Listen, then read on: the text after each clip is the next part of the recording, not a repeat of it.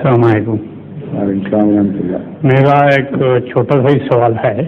اچانک مجھے خیال آیا کہ میں پوچھ لوں کہ اگر ہندو مر جاتا ہے یا سکھ مر جاتا ہے یا عیسائی بھی مر جاتا ہے تو اگر میں ان کا کسی کا دوست ہوں تو ہندو اور سکھ کی جو وہ مر جاتے ہیں جو ارتھی ان کو کہلاتے ہیں تو آیا ان ارتھیوں کو ہم بھی اٹھا سکتے ہیں یا اس عیسائی؟ سب کچھ کر سکتے ہیں، مذہبی عبادت میں حصہ لینا صرف. نہیں مذہبی تو کوئی باقی سب کچھ کر سکتے ہیں، تو اس میں تو کوئی حد نہیں. بالکل حد کوئی نہیں، سوائے اس کے کہ وہ ناپسند کریں. اگر وہ ناپسند کریں تو پھر آپ نہیں کر سکتے کیونکہ لا اکراہ فی الدین.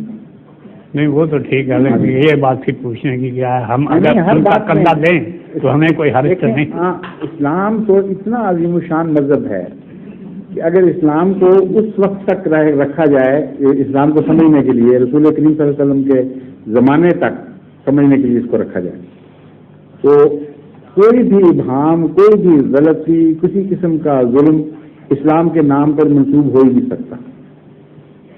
حسن سلوک کی جیسی عظیم الشان تعلیم حضرت صلی اللہ علیہ وسلم نے دی، اس کا عشر اشیر بھی آج اسلام کی طرف مسلمان منسوب نہیں کر رہے. ظلم یہ ہے. ایک موقع پر ایک جنازہ آ رہا تھا، حضرت صلی اللہ علیہ وسلم اٹھ کر احتراماً کھڑے ہو گئے.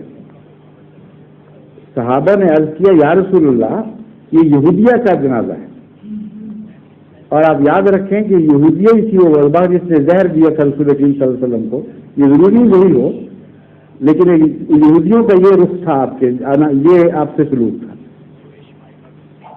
آپ نے یہ نہیں کہا وہ غلطی ہوگی، بیٹھے نہیں، فرمایا یہودیہ تھی، انسان نہیں تھی.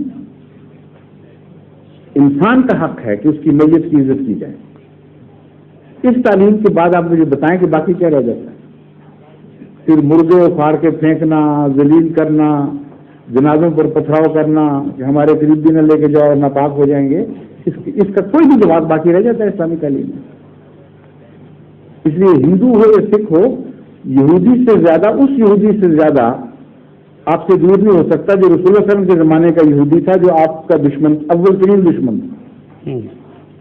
اس زمانے میں جو یہودی تھا وہ زہر اور عناد سے بھرا پڑا تھا. وہ اس کے دیکھتے دیکھتے اسلام پھیل رہا تھا، وہ کچھ نہیں کر سکتا تھا. اس وجہ سے ہمیشہ کی تعلیم یہ ہے کہ مذہب سے بالا ہو کر انسانی قدروں کی حفاظت کرو، انسانی تعلقات کی حفاظت کرو، ایک دوسرے سے رحم کرو، معاشرے کا سلوک، معاشرتی سلوک میں اول درجے کے نمونے دکھاؤ. یہ ہے اسلامی تعلیم. تو ہندو ہو، سکھ ہو، ویسی کوئی نہیں ہے. کون ہے جو روزمرہ انسانی مسائل ہیں ان میں آپ کو بہترین سلوک کرنا چاہیے.